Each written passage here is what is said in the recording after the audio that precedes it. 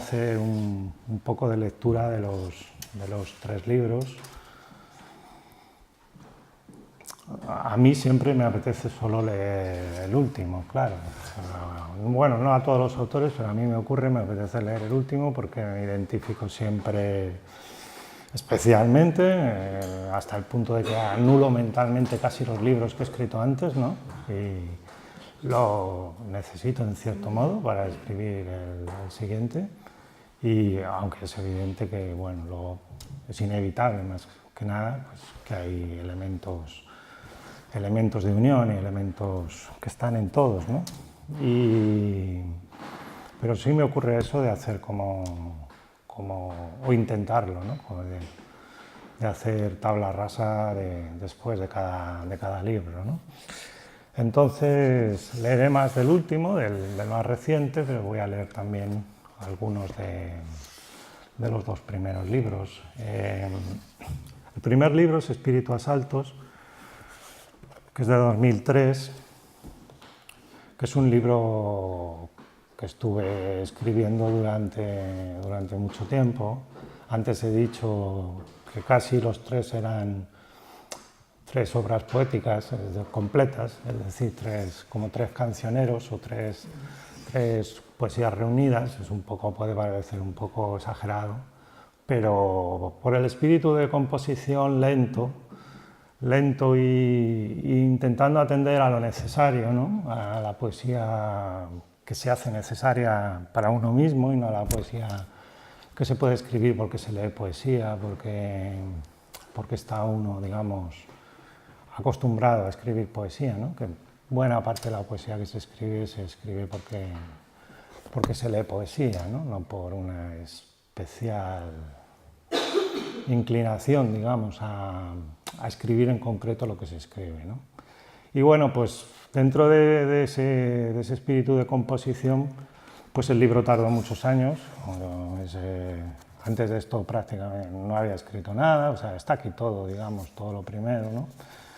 Y bueno, lo cuento un poco esto porque, como ha dicho Raúl, este libro tuvo algunos seguidores, digamos, y hasta el punto de que luego algunos de esos seguidores no han querido aceptar los libros siguientes, ¿no? Lo cual es siempre está bien, es una buena señal, yo creo. Y es un libro, por intentar sintetizarlo un poco, voy a leer solo 2 poemas de él.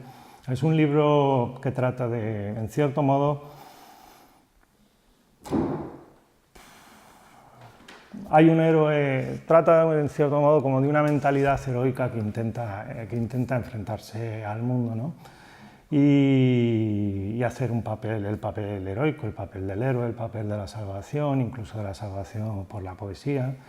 Y bueno, como es lógico, pues no sale muy bien. El combate es bastante desigual y el héroe, pues en cierto modo, pese a su supuesta nobleza, pues acaba derrotado más o menos. Y grosso modo, bueno, eso es un poco el aire del libro, pese a que está, pues como es lógico, encarnado de maneras muy diversas, ¿no? Voy a leer, para empezar,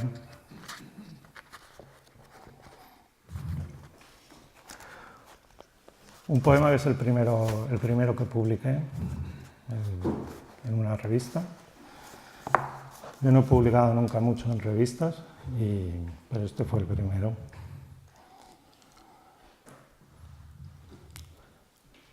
Se titula La quietud del holandés.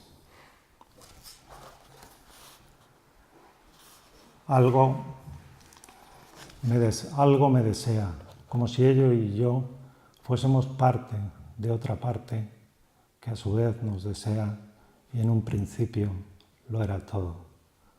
Aunque la voz al oído me diga que el juego se reduce a la muchacha en el jardín, el sol, la rotonda de granito, los cables del alumbrado de una fiesta estival, no hay otra cosa.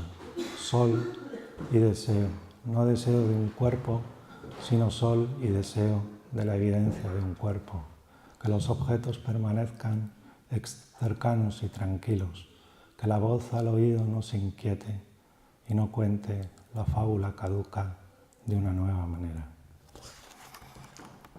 A continuación voy a leer un poema que se titula San Jorge en su hora.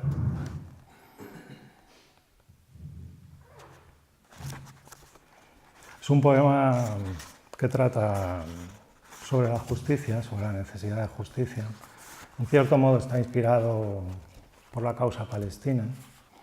Está escrito en Damasco en el año 98. Bueno, hubo un tiempo que yo viví por allí, por Oriente Medio, viví en Bagdad en concreto, y luego he vuelto, siempre más o menos he vuelto. Y bueno, es uno de los temas también en mi poesía, ¿no? El tema de Oriente Medio, el tema de Oriente en general, cada vez más el tema de Oriente en lugar del de Oriente Medio o el del mundo árabe. Es un tema o subtema, ¿no? Que está ahí, que no domina los libros, pero siempre aparece de una forma o de otra, ¿no? Y la figura de San Jorge, me imagino que sabéis todos que tiene bastante presencia en el cristianismo ortodoxo, ¿no? Y en concreto pues en el cristianismo que hay en Siria, que hay distintas ramas, pues está bastante presente, ¿no? en las iglesias, en la iconografía, un poco como pasa en otras tradiciones ortodoxas, ¿no? En Rusia. Entonces, bueno, aquí en la primera edición tiene una dedicatoria que es a Samih al-Qasim y Mahmoud Darwish, que son dos grandes poetas palestinos que yo conocí en su día. Ya han muerto los dos. Uno es el poeta del interior, del exilio interior, Samih al-Qasim, que se quedó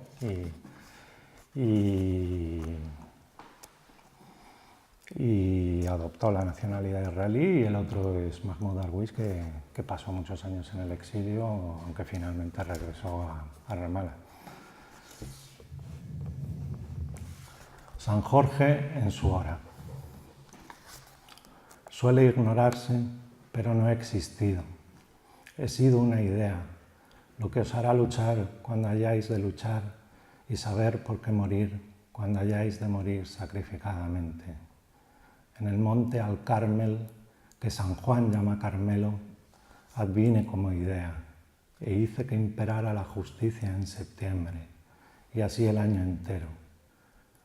Espada en mano me pronuncié, y por mi codo chorreó la sangre en honor de un designio que me quiso su intérprete. Fue mi sino luchar, como el vuestro no hacerlo, y vivir como menos que hombres. Vine al mundo, advenir es el verbo, por propia iniciativa, como advienen las ideas y los dioses, porque el desmán llegaba a los cielos y clamaban las aguas y el fuego no quemaba y las bestias comían a los hombres. Al no haber existido, pero sí obrado, soy heraldo de Dios, aunque no del Dios cristiano ni de ninguno conocido, pues cómo saber de Dios y su divina inexistencia e investirle de atributos. Pese a todo, he combatido la aporía con más que mis fuerzas, y de las cosas de Dios no soy responsable. Como barro verosímil que he sido, he batallado contra los enemigos del misterio. Mi voz se ha alzado contra el perjurio de las voces, y el dragón no es sino una imagen miserable de la bajeza, a la que los hombres, en un alarde de abstracción, denominan el mal. Hoy y siempre es mi hora. Soy la eterna consciencia, el insomnio salvador, lo que al mundo mueve cuando no se somete. Así, es erróneo suponer que he muerto. Primero, porque no he existido como existen los hombres que mueren. Segundo, porque me manifiesto como quiera y donde quiera, y siempre vuelvo en septiembre para acendrar el mundo. Obro a través de seres que nadie escoge, pero que misteriosamente se saben escogidos, pues se enfrentan al mundo y éste, especular, les devuelve una imagen. Elías fue uno de mis nombres, y un nombre entre los nombres de Dios. Alá, Elí, Elías, Elohim. Así, es erróneo suponer que he muerto. El dedo en la llaga es una imagen microscópica de la espada y el dragón. Sabed qué acecho.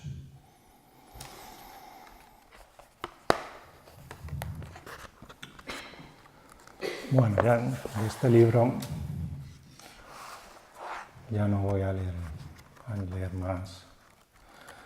Voy a pasar al segundo libro, La tierra nos agobia, que es de 2011. Sí, es de 2011, lo pone aquí. Bueno, en este el argumento, digamos, si es que los libros tienen argumento, que yo creo que en cierto modo tienen que tenerlo los libros de poesía porque proponen un relato, ¿no? Un relato narrativo, por suerte, porque tenemos un exceso de razón narrativa, yo creo, en el mundo en que vivimos, ¿no? Sobra mucha razón narrativa y falta bastante razón poética y de otros tipos. Pero bueno, al fin y al cabo, pues también la poesía tiene algo de razón narrativa, propone al fin y al cabo una narrativa, aunque sea una narrativa muy poliédrica y muy descompuesta, digamos, ¿no?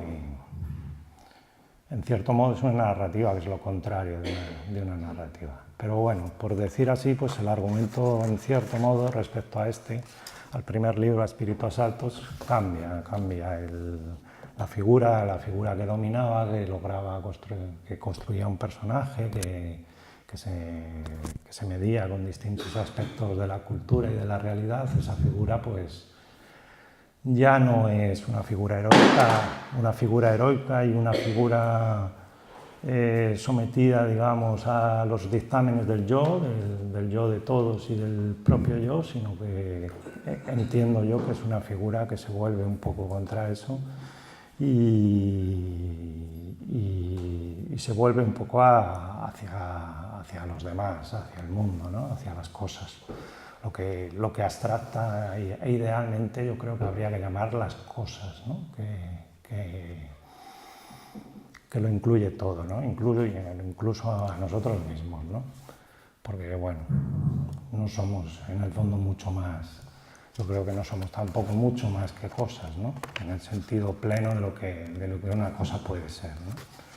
Entonces, este libro gira y es un libro que vuelve la mirada básicamente hacia el dolor del mundo. Es un libro que explora el mundo como caos, que lo acepta, que hasta cierto punto se enamora de ello, se deja seducir por ello y que intenta encontrar el sentido, bueno, el sentido de ese caos, ¿no? el sentido oculto, ¿no? Pero por eso, sobre todo, es un libro que se vuelve más bien hacia realidades dolorosas, ¿no? Es un libro menos lúdico que el anterior, menos juguetón, aunque bueno, siempre hay una parte de eso que también sigue, ¿no?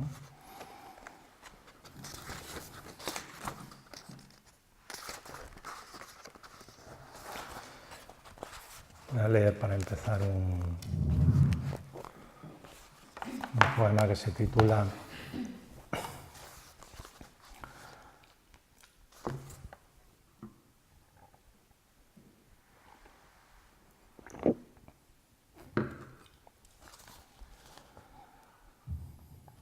Un chaval.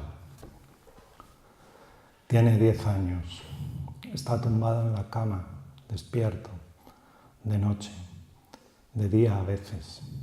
Lo borra, cierra los ojos y borra el mundo. Logra pensar su inexistencia, la del mundo y la suya.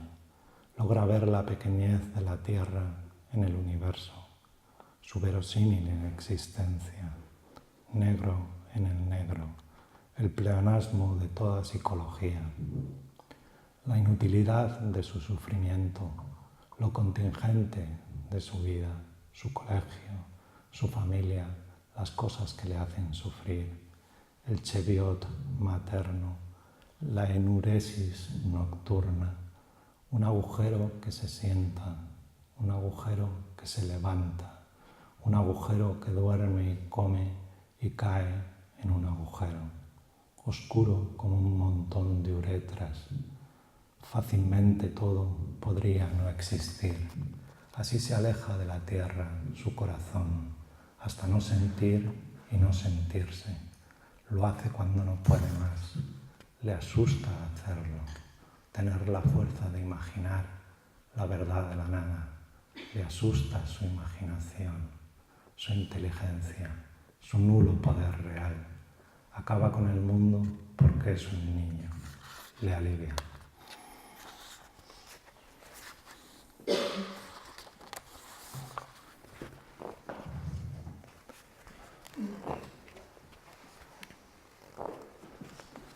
Este poema introduce una pequeña línea que hay en mi poesía, que es la poesía sobre niños. A mí la literatura sobre niños me revienta, no la soporto. Me parece que está muy mal hecha, que es muy tendenciosa, que sirve para hacer hablar a los niños como los niños no hablan, para que los niños tengan las ideas que no tienen y que los mayores le hacen que los niños se expresen de una forma que no tiene nada que ver, yo creo, con los niños, ¿no? Pero sin embargo, pues sin comerlo ni beberlo, he ido escribiendo una serie de poemas en que los niños son protagonistas y uno a veces piensa, yo quiero escribir sobre esto, tengo que escribir sobre esto me interesa. Yo nunca había pensado que fuera a escribir sobre niños. Conejos, se titula Conejos. Voy siguiendo al que va mirando dentro de todos los huertos y de repente se echa a llover. El que iba mirando desaparece tras la cortina de agua y aparecen unos niños que me gritan, ven, entra aquí. Entramos gritando y sacudiéndonos la lluvia sobre las jaulas de los conejos. La fija es una cueva, el suelo y las paredes son de tierra. Están muertos de hambre. En lo alto, un ventanal de plástico blanco deja caer una luz eclesiástica. Huele a hace 200 años, no a uralita y a techo proyectado. Contengo una arcada. Los niños dan de comer a los conejos que ya han comido. Las manos pequeñas y blancas acercan hierbas largas a los hocicos enrejados. Por la trampilla de las crías, Paula mete el brazo. Sergio no quiere. Hablando de animales, Sergio afirma, mi siglo favorito es el 6. Paula se ríe, el año pasado era la mosca. No hemos cerrado. La lluvia es azul y verde. Una bici marrón se moja a la puerta. Yo no me atrevo a irme. Los niños ni por asomo.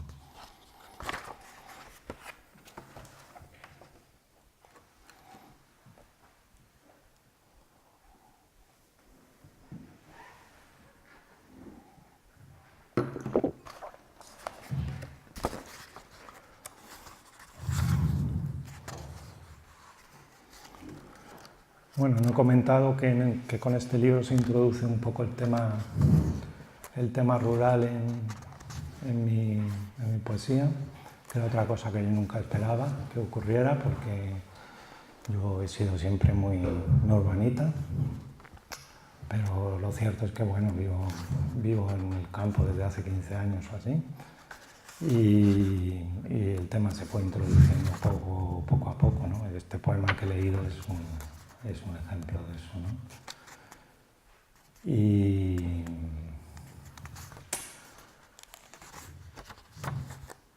voy a leer a continuación un poema titulado el subsuelo al aire libre o el mendigo. O demasiado sublunar o demasiado poco. Zas, yo era un mendigo. Un zas es el sublime acontecer. Sentado en la acera, me apoyo en una mano, con la otra pimplo. Tengo más clase que los dos caballeretes del Déjeuner sur l'herbe de Manet. A la altura de mi visual, el mundo es ptolomeico, detenta la belleza de unas pantuflas olvidadas. Me miré las manos y repuse, ajá. Se esfumó mi preocupación inhumana y mi humor melancólico. Aquí, tirado en la calle, a veces pienso, tiene color de uña vieja el aire de esta salita. Antes, cuando era joven, almorzaba una lata de cassoulet, marca Champion. Ahora un takeaway oriental. Yo mismo lo aderezo en el suelo con 2 salsas de sobre, agridulce y sésamo. Vive bien y piensa en el origen del mundo. Ese busto taxidermizado que veis estratégico soy yo. No soy un filósofo en absoluto. No paso frío. Charlo con colegas. Los bulevares de París son la mejor eyaculación que he tenido. Larga, ancha, espumosa de sol, nubes, cielo gris. La melena leonada, radiante de smog, perlada de calderilla. De noche sí que soy pobre. Mi sueño no tiene váter. Para dormir he de hacerme cucaracha. Duchas calientes, mercromina fría en las llagas. Me gustaría. La adicción no la he perdido. Es que no he perdido nada. Solo pido un poco de socialismo. El pato necesita su maíz. Mi hígado es patrimonio nacional. Ayudadme en mi estilo de vida.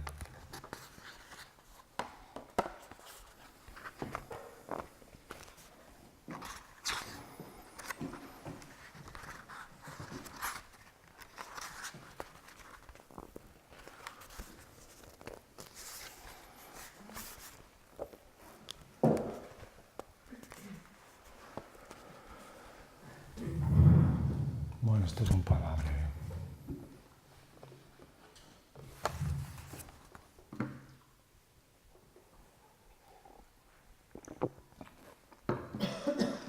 Se titula Los ojos que lloraban estrellas fugaces.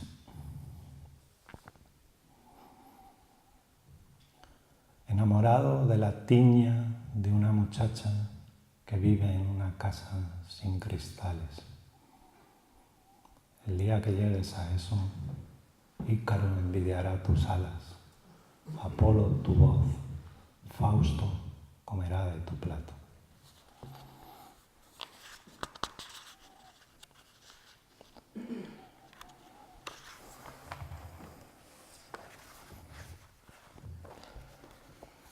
Y bueno, con esto voy a pasar al último libro, al más reciente, que se titula Me despierto, me despierto, me despierto, que es de la primavera pasada.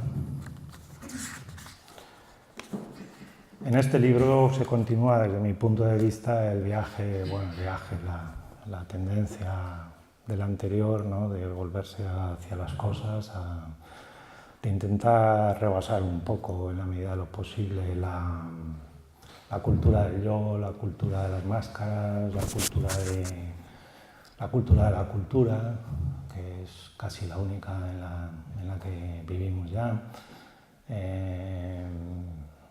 y profundizar un poco intentar profundizar en la relación con las cosas y en una visión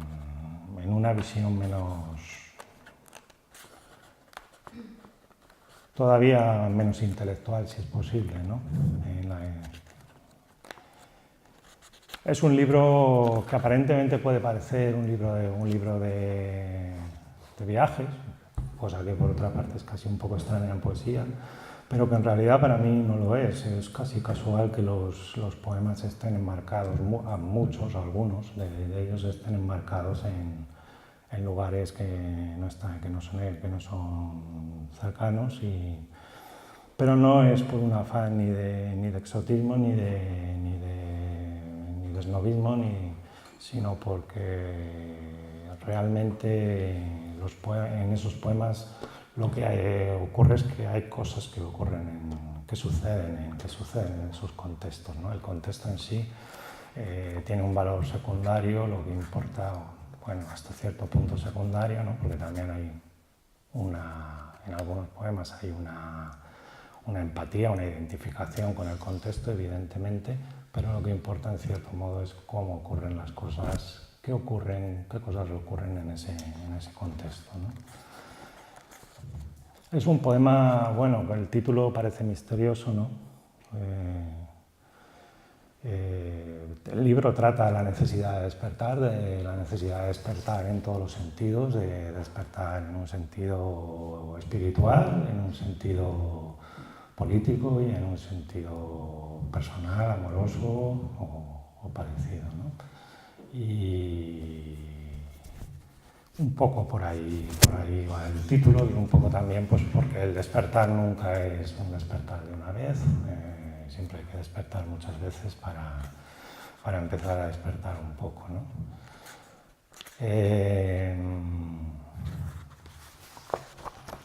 Voy a empezar con un poema que, bueno, para mí da un poco el tono del libro, el tono o cierta clave para la lectura del libro.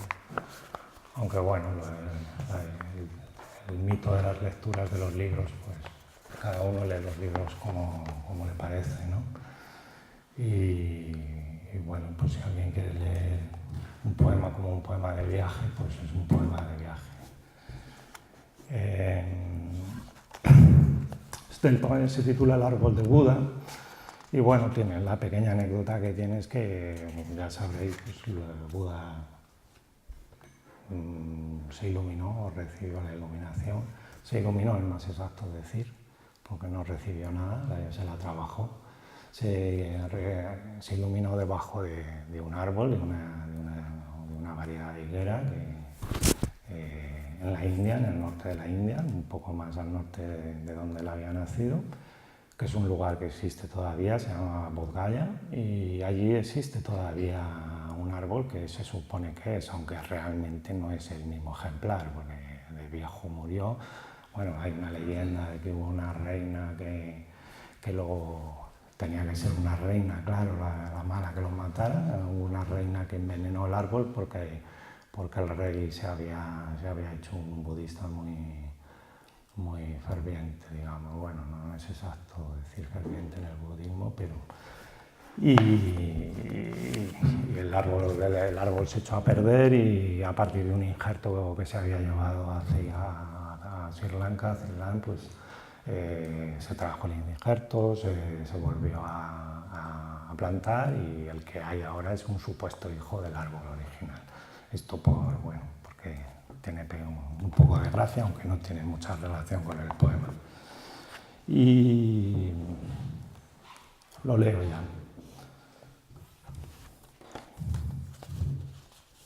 El árbol de Buda. Un andamio repara las paredes de la tierra. Está vacío y le sobra oro. Si cae una hoja, la cogemos. La sombra del árbol nos abraza. El árbol se despierta y arroja una hoja. La sombra ya no se mueve.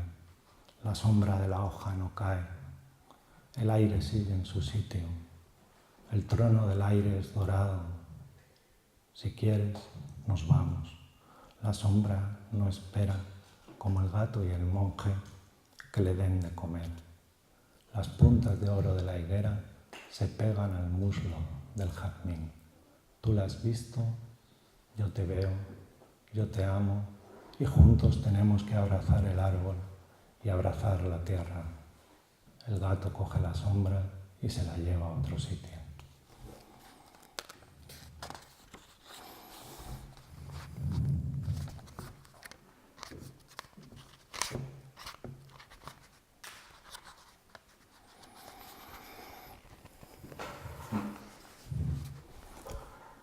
La nave.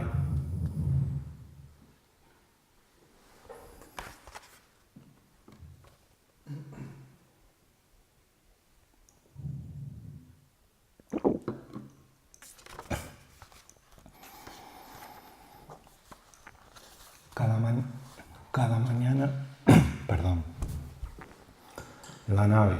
Cada mañana nos sentamos en la nave, frente a frente las caras diferentes, las 1000 caras iguales, la misma humanidad.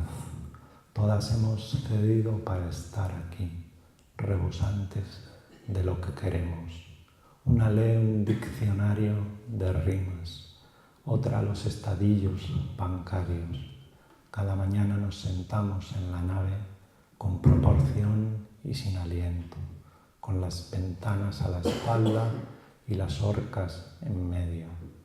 Viajamos en un templo. La nave se desliza, las puertas se abren y las ventanas no miran. El túnel pide limosna, todos pedimos limosna cada noche una hora. Callan y se besan las frentes con su característico silencio. Más no se permite. Antaño te llamabas multitud, puerta come ventana, camino evita camino, arden besos futuros en ninguna boca. La nave nunca para, las fiestas son su fiesta, le apasiona el confeti de la identidad, se desliza indeslizable, engañosamente futura, apenas presente.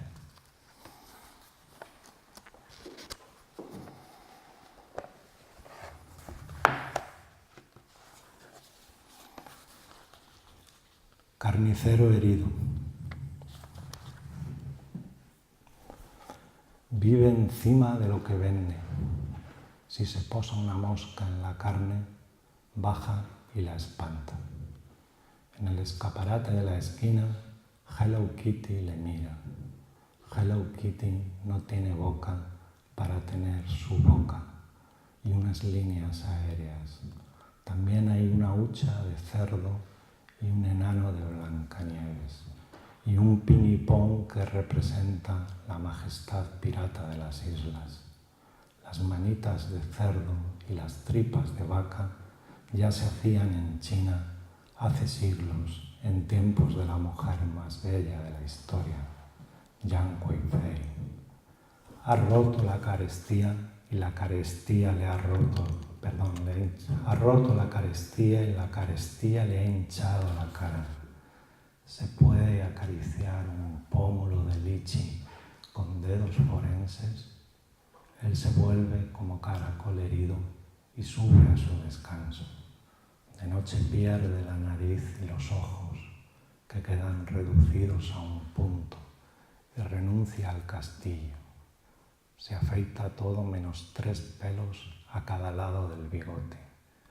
Se mira en el espejo y se da el beso final, el beso que elimina las diferencias. Si se posa una mosca en la carne, baja y la espanta. Ahora voy a leer un poema que se titula Eclipse. Y es un poema que yo escribí, que ahora parece que es un poema que trata del 8M, pero es o hay gente que lo ve así, pero es un poema que está escrito antes, bastante antes, como 5 años tal vez, antes del 8M, pero bueno, pues a veces la poesía es una de las gracias de la poesía, ¿no? La capacidad que tiene, la capacidad anticipatoria o la capacidad profética que tiene, aunque sea a veces de una manera torpe, de una manera ambigua, ¿no? Pero sí tiene, digamos, o puede tener una capacidad para ver cosas que están en el aire, ¿no? Y por eso yo creo que es por lo que tiene interés la poesía, porque en realidad información y conocimientos nos sobran, pero es evidente que eso no nos vale para tener un conocimiento de la realidad, ¿no? Entonces el conocimiento que aporta la poesía es de otro tipo, no es racional, y en ese sentido pues a veces logra conectar con los sentidos que están larvarios o no tan larvarios, y eso a veces incluso puede ser hasta ajeno a la voluntad del poeta, yo creo, cuando idealmente incluso pues casi debería ser así, ¿no? Entonces, bueno, pues el libro sí se publicó justo un mes después del 8M, pero en principio, vamos, no, la intención era solamente la de escribir un poema en el momento en que se escribió. Eclipse. Hoy todas las mujeres nos hemos levantado con dolor de cabeza. Sabemos que se acerca la tormenta perfecta, que solo un hombre gris, él también muy perdido, ha de ver nuestros ojos. Hoy todas las mujeres vamos a un bar vacío. El bar se llama Eclipse. La barra es circular y el café es incoloro y el dinero no sirve. Hoy todas las mujeres nos miramos el pecho en el cristal ahumado y contamos historias que no tienen final. Y nuestros padres dicen, eso no son historias. Hoy todas las mujeres hemos estado a punto de dejarnos los labios en la plaza gigante y volvemos a casa con el paso torcido del que no vuelve a casa.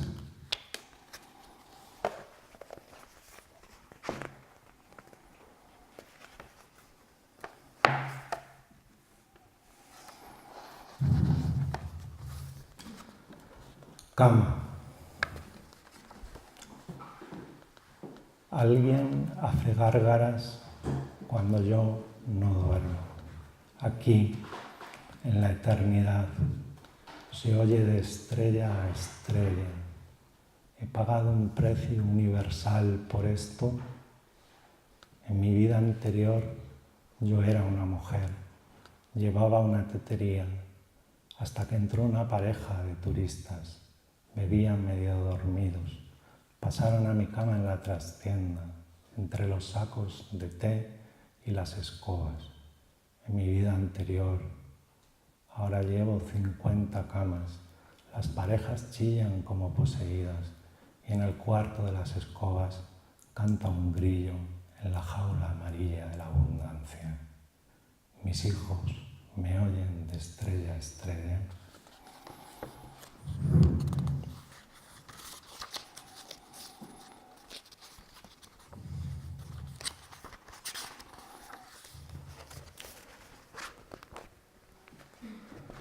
Bueno, aquí ahora viene un poema que entra un poco en el capítulo que he anunciado más que sí, de los viajes o de las localizaciones. Un poco inesperadas. Bueno, yo creo que este poema tiene el mérito de enfrentarse a uno de los mitos del turismo mundial, ¿no? Que es el Taj Mahal, ¿no? Y se titula El Taj Mahal bajo la lluvia.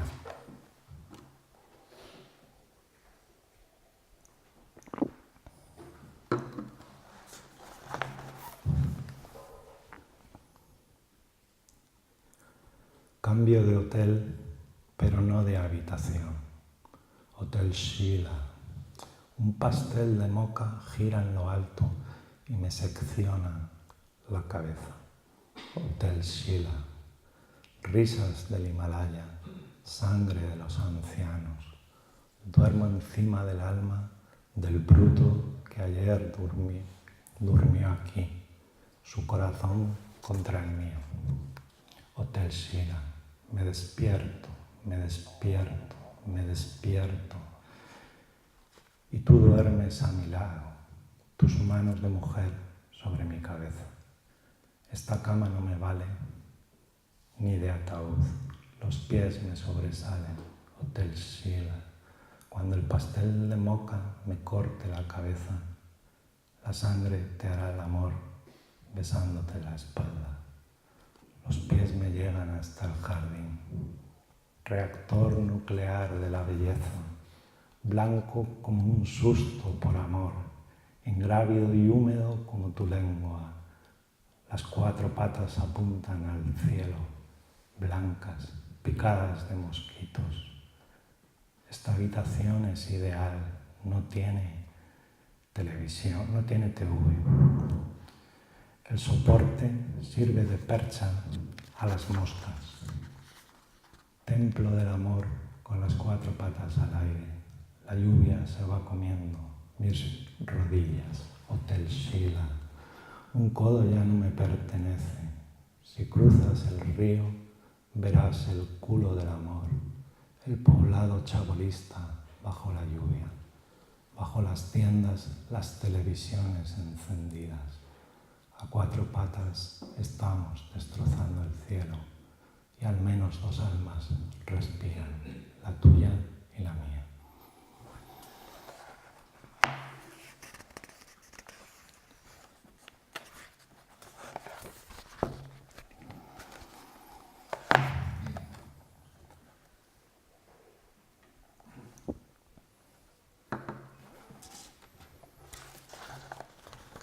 El día imprevisto de playa.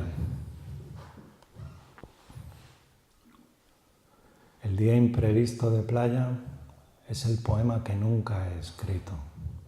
What's your name? Le pregunto a un hibisco que parece amarillo.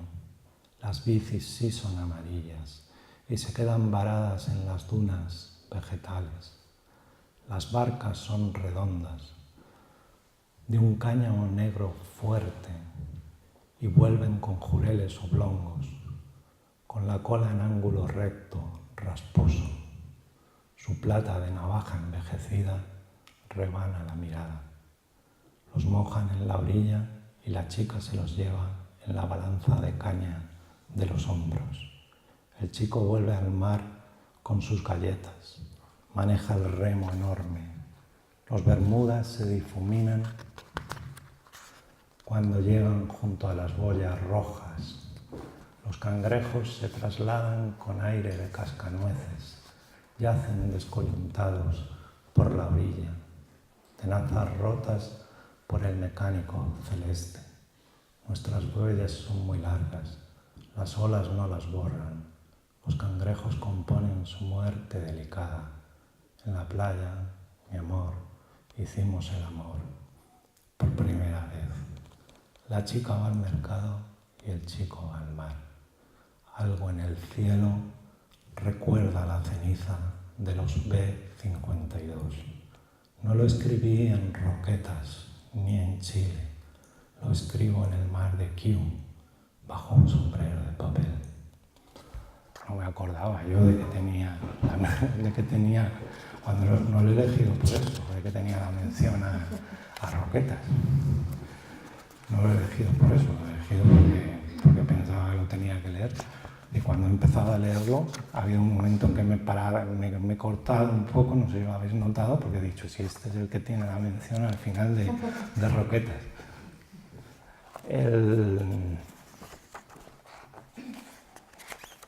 Voy a leer ahora 4 poemas breves, que son 2 y 2, van por parejas, son bastante distintos, bueno, entre sí y de los demás.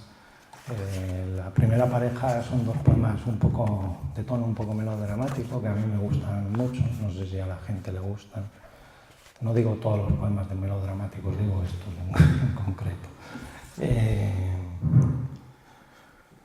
Hay un poco de diálogo entre ellos. Los poemas dialogados son muy difíciles de leer, pero estos más o menos yo creo que se pueden leer. Ojiva.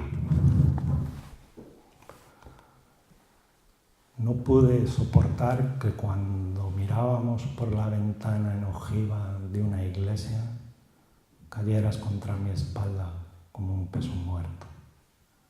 Me volví y te cogí y grité, mi amor, mi amor.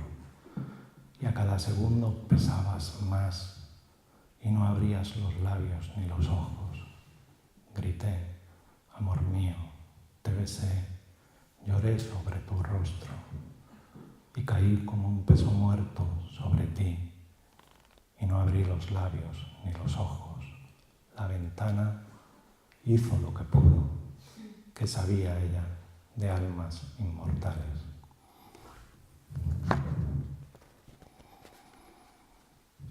Dímelo con todas las palabras.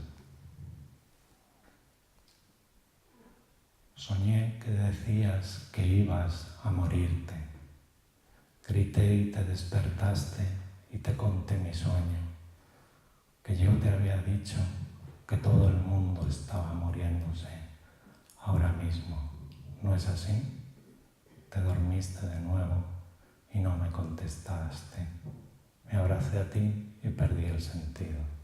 Tu respuesta se perdió en el infinito. ¿Qué has soñado? Te pregunté a la mañana siguiente. Que la niña era una mendiga en la India. Y ahora vienen dos poemas políticos.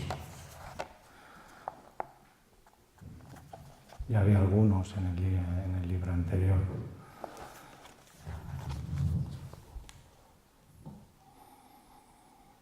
El primero es sobre la batalla de Mosul en Irak, que bueno, que ha estado en las noticias pues hasta enero del año pasado.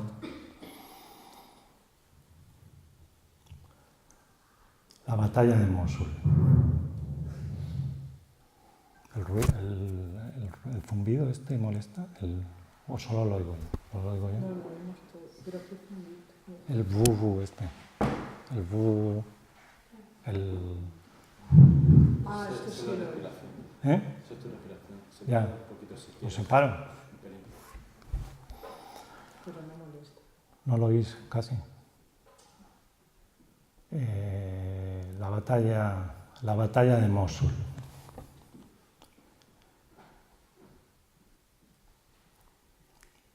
El alminar inclinado dio sombra a mi juventud. Ya no está en pie. Duró más que el Estado, pero ya ha muerto. Y los callejones felices en que había una rosa. Podría recordar algo más.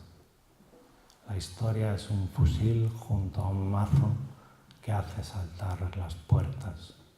Con los dos defendemos esta calle y el alminar que no ha caído. Solo está herido frente al cielo azulado, blanco por los bordes, aún fálico. El que ha caído soy yo, sin lo que saben los viejos, ni la rosa del joven.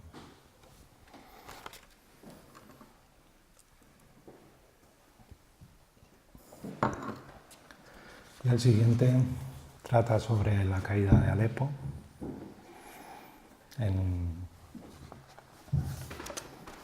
que supongo que todavía más o menos recordáis, ¿no? De las noticias de la guerra de Siria que nos sigue.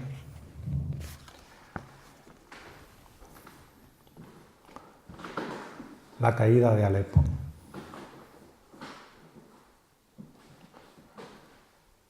Cuando la bestia puso sus garras sobre la ciudad devastada, los pies que huían ya marcaban el paso de una nueva revolución, como en Madrid. La sangre no volverá a las venas. Un hombre llora, un río de hombres. No nos vamos porque queramos, volveremos.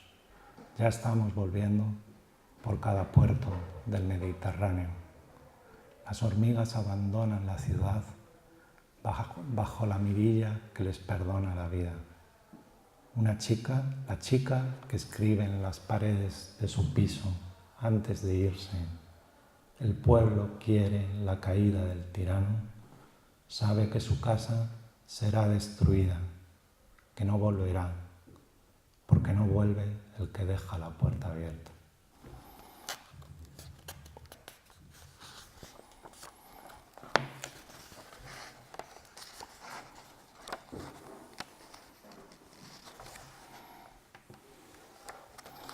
Bueno, ya más o menos tengo que ir acabando, ¿no?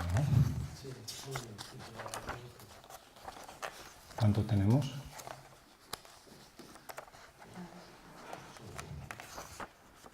Sí, para que pueda haber luego un tiempo de preguntas. 5 minutos más. ¿Sí? Bueno, aquí tenía dudas de cuáles leer de la última parte del libro.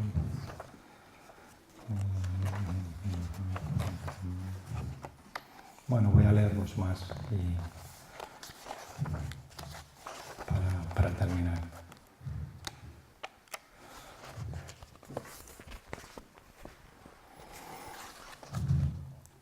Mochila robada. Es un misterio oriental. No es posible saber lo que ha ocurrido. La tierra se la ha tragado, mi mochila. Tras una noche en la bodega de un bus, entre el paso de Jaiber y el mar de Andamán. Aparecerá algún día, en otro país, en cualquier hotel. Llegaré y estará a los pies de la cama, con su ropa limpia y su ropa sucia.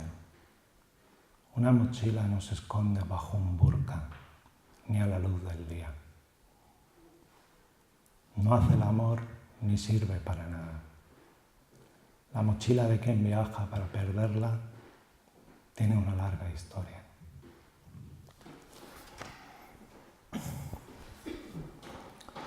No sabes en qué noche te dejó, ni en qué barco la olvidaste, ni si hubo un barco peor que otro. Es lo mejor que he tenido y no puede ser robado. Nadie sabe robar lo mejor de la tierra. Lo último que dijo es que volviera a los brazos de seda y los pies de esparto, y que besara lo que no existe.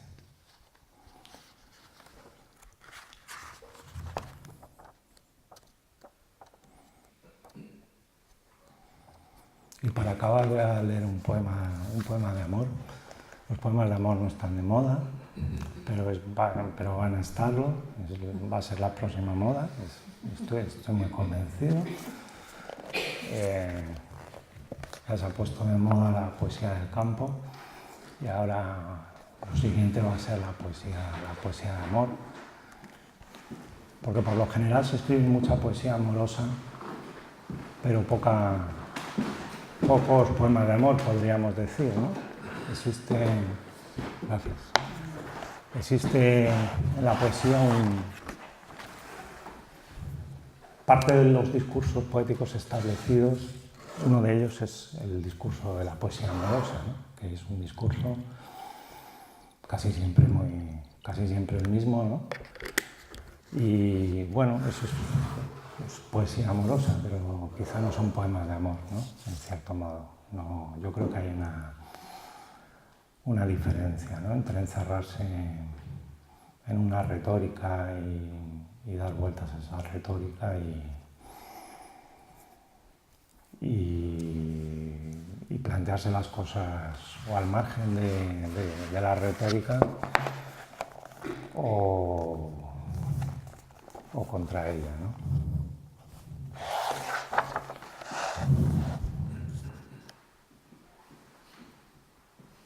Jade,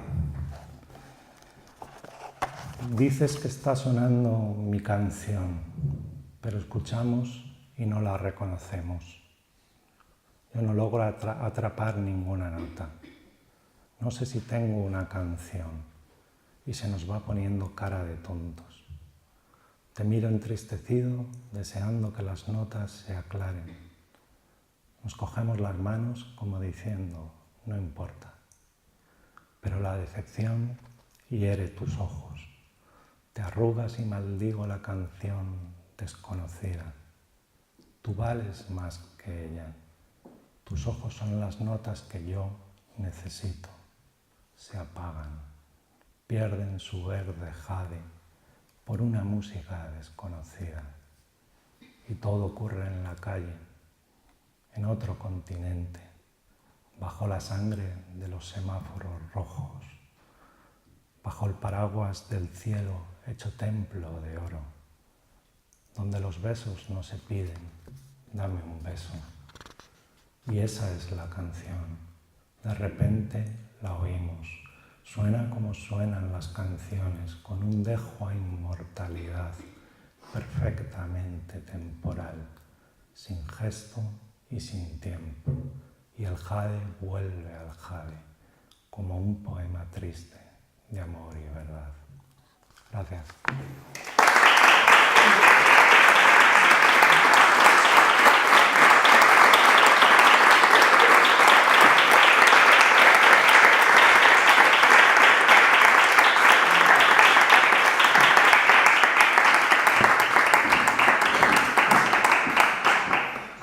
Gracias. ¿Queréis preguntar alguna cosa? ¿Queréis que hablemos de algo? ¿De algo de lo que he mencionado? ¿O alguna pregunta sobre algún poema o sobre...? Sí, a mí me gustaría, no sé si te importaría hablarnos un poco más. Has distinguido antes entre razón narrativa y razón poética. Si te gustaría hablarnos un poco más de esa distinción. Bueno, es complicado, ¿no? Es complicado. Como he dicho, todo lo que vivimos es una pura razón narrativa, ¿no? Con variantes más filosóficas o más políticas o incluso un poquito poéticas, pero es eso, ¿no? Es un discurso racional que tiende al empaquetado, que tiende al empaquetado sobre todo cada vez más, que tiende a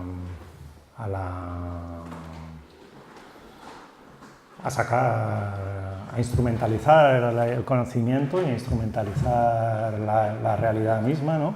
Que se convierte poco a poco en un monstruo en manos de esa instrumentalización. Y mientras que la razón poética, pues el fin último de la razón poética es precisamente muy contrario, ¿no? Es el de introducir al ser humano no en el territorio estrecho de la razón racionalista, sino abrir la conciencia, digamos, a un territorio más amplio, ¿no? La percepción de la poesía es una percepción simultánea, poliédrica, como he dicho antes, y que precisamente no organiza la realidad de la manera en que el discurso racional, por decirlo así, el discurso racional, político, filosófico, la razón narrativa que has dicho, que he dicho, pretende encontrar una finalidad y una explicación, y a veces evidentemente la falsea, mientras que la razón poética lo que hace es lo que intenta es mostrar las cosas como son, que es otro capítulo, ¿no? Realmente no dejamos que las cosas sean como son, nos empeñamos en verlas como queremos verlas, ¿no? Y la poesía para lo que sirve es precisamente para intentar un poco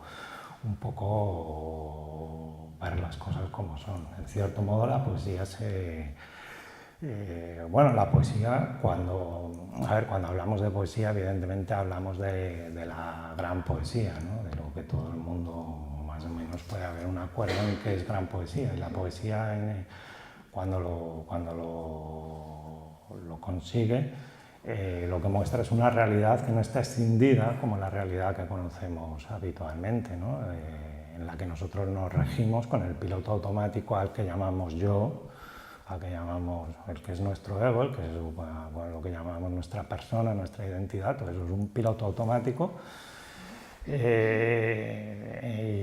la poesía lo que muestra son momentos, son percepciones, es un tipo de conocimiento, una carga cognitiva que ve la realidad de una manera integrada y no disgregada como la vemos, ¿no? Porque por mucho que nos empeñemos, nosotros vemos una realidad disgregada, ¿no? Hay muchas cosas y las cosas están ahí, mantienen algún tipo de relación entre ellas, que tiende a ser caótica, pero la visión poética ve, por decirlo así, aunque parecen ser palabras muy elevadas, ve el ser verdadero de las cosas, no este ser, digamos, producto del cúmulo histórico, del cúmulo cultural. Y entonces al ver las cosas de esa manera, lo que produce la razón poética es lo que se puede llamar el conocimiento poético, la iluminación poética, que es comprender las cosas de otra manera, ¿no? Cuando tú dices verde, que te quiero verde, eso es auténtica razón poética, eso es verdadera poesía, ese verso implica un conocimiento que tú no puedes expresar de otra manera. No puedes decir, tú sabes que eso es verdad, pero tú no sabes qué significa eso. Tú no puedes explicar que sea eso, aunque luego, bueno, pueda haber una explicación de tipo profesoral, de tipo del estudioso, del erudito, que estudia y dice, bueno, el verde, el simbolismo del verde, el verde en la obra de Lorca, el verde en la obra de los poetas de la época. Ya, bueno, eso se puede ver así, pero en un plano elemental tú oyes ese poema y verde, que te quiero verde es una expresión, pese a lo trivializada que está, es una expresión que condensa tal carga de verdad poética, de lo que podríamos llamar verdad, de lo que hay que volver a llamar verdad, porque estamos ya, que nos da vergüenza hablar de la verdad, nos da vergüenza hablar del amor, nos da vergüenza hablar de lo que siempre ha tenido interés hablar en realidad. Y pues un verso tan simple como ese lo tiene, ¿no? Tiene ese tipo de carga, ¿no? ese tipo de conocimiento. No sé si es un poco...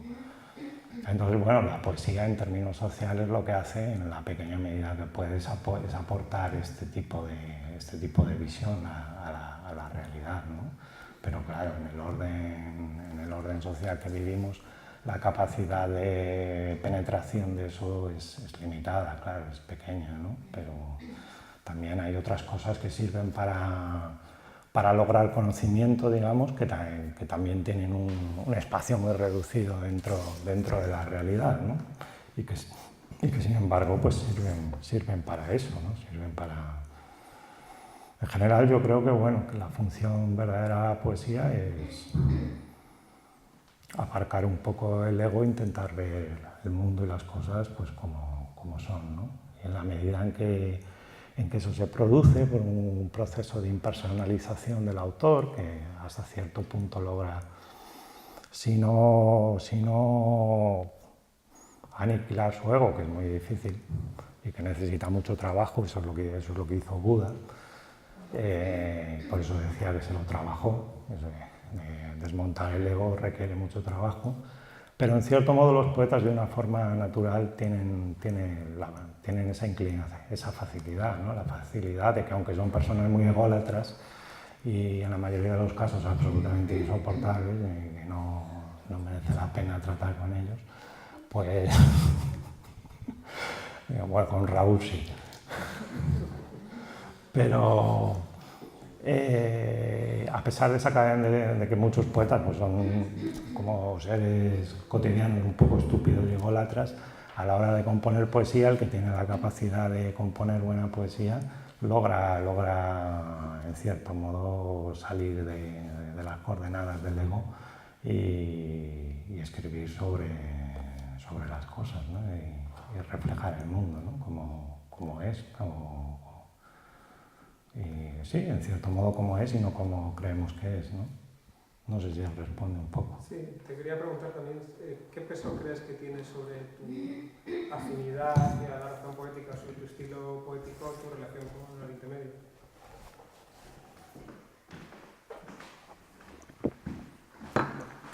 Pues muchas, sí, más que Oriente Medio, casi ya con Oriente, ¿no? En los últimos años, en este último libro, en Me despierto.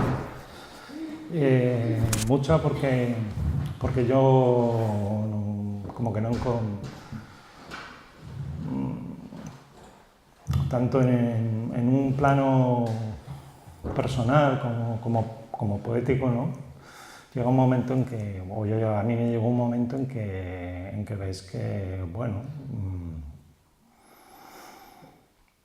que no, pues, que no sé, como que cierto enfoque que es el que domina está muy bien y la cultura está muy bien y todo esto que se llama la fiesta de la cultura,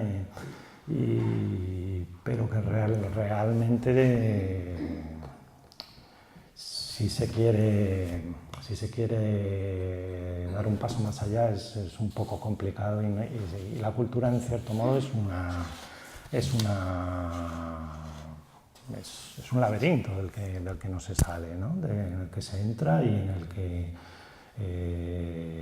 puede ser muy complicado moverse, pero en cierto modo te da una serie de cosas para no salir del laberinto y te da un tipo de conocimiento, ¿no? La cultura, normalmente la cultura que uno tiene en el medio donde nace, ¿no? Pero bueno, luego poéticamente, a mí llegado un momento me ocurrió como que no entendí, que me empecé a preguntar pues un poco esto que he explicado, ¿no? ¿Para qué servía la poesía realmente, ¿no? Porque yo no he sido nunca... Yo leo poesía, he leído mucha poesía como cualquiera que la escribe, pero no soy un gran... Actualmente leo poca poesía, ¿no? En determinado momento yo me pregunté cuál es la función verdadera de la poesía, ¿no? Porque te pones a escribir poesía y la escribes como una máquina, ha llegado el caso, ¿no? La gente desarrolla una facilidad y escribe poesía. Y pensando un poco en la posible función de la poesía, que por decirlo así no acababa de comprender, pues bueno, empecé un poco a estudiar una serie de asuntos en la tradición oriental, ¿no?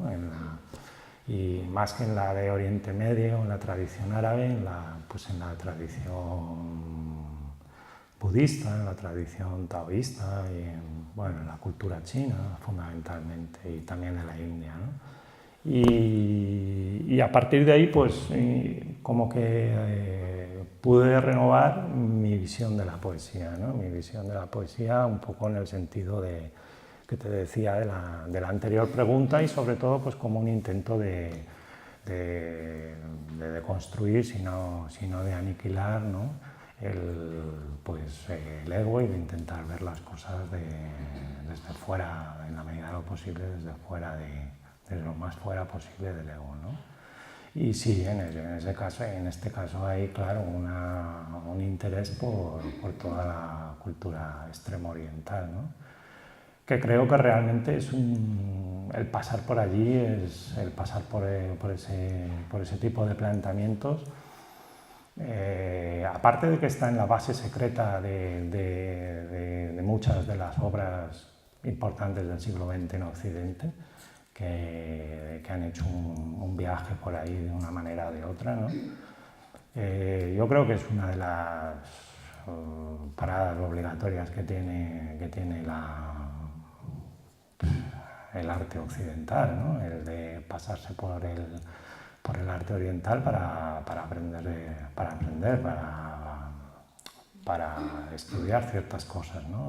Pero estudiarlas asimilándolas y tomándose la tarea de llegar un poco al fondo de ellas, ¿no? Porque de una manera, en Occidente estamos muy acostumbrados a usar las otras culturas de una manera un poco cojo y dejo, ¿no? Como consumo cultural, como espiritualidad materialista, ¿no? Una espiritualidad de consumo también. Y bueno, yo creo creo que es un camino que merece la pena y que además, desde mi punto de vista, muchas de las grandes obras del siglo XX en literatura, en poesía, con toda su grandeza llegan a un límite que no pueden sobrepasar y no pueden sobrepasar porque no han hecho... La única solución que tenían para resolver el jeroglífico en el que estaban era pasar por una visión del individuo pues, ajena al yo, ajena al ego. Y, por ejemplo, la obra de Pessoa a mí me parece muy... Yo la he traducido un libro. Hubo un tiempo en que quería traducir más, pero luego no lo hice. Y luego, pues, con el cambio este que he explicado, pues, a mí dejó de interesarme Pessoa porque vi, si se puede decir, a mí sigue pareciendo un grandísimo poeta, ¿no? Evidentemente, mejor que muchísimos de los que hacen lo mismo o que están en las mismas coordenadas que él. Pero su problema personal y su problema filosófico, digamos, y poético, pese al juego de los heterónimos, que es muy bonito y esplendoroso y muy brillante, no lo logra solucionar, porque realmente el problema de los heterónimos multiplica el yo, multiplica los egos, es una visión un poco metafísica del juego de las máscaras, y bueno, creo que realmente lo que él buscaba, creando ahí una especie de tragicomedia, que los heterónimos son una especie de tragicomedia, pues muy brillante, pues el problema que él quería solucionar realmente no se podía solucionar desde las coordenadas occidentales. Y creo que le pasa también a otra serie de autores muy importantes del siglo XX, ¿no? Que llegaron al máximo dentro de lo que se podía ver desde Occidente, pero que hubieran podido llegar, yo creo, un poco más allá y haber solucionado al menos lo que ellos querían solucionar. No sé si hubieran sido satisfactorias sus obras para el público después de ese paso, ¿no? Pero ellos sí habrían podido solucionar, yo creo, el problema este de esta manera, ¿no?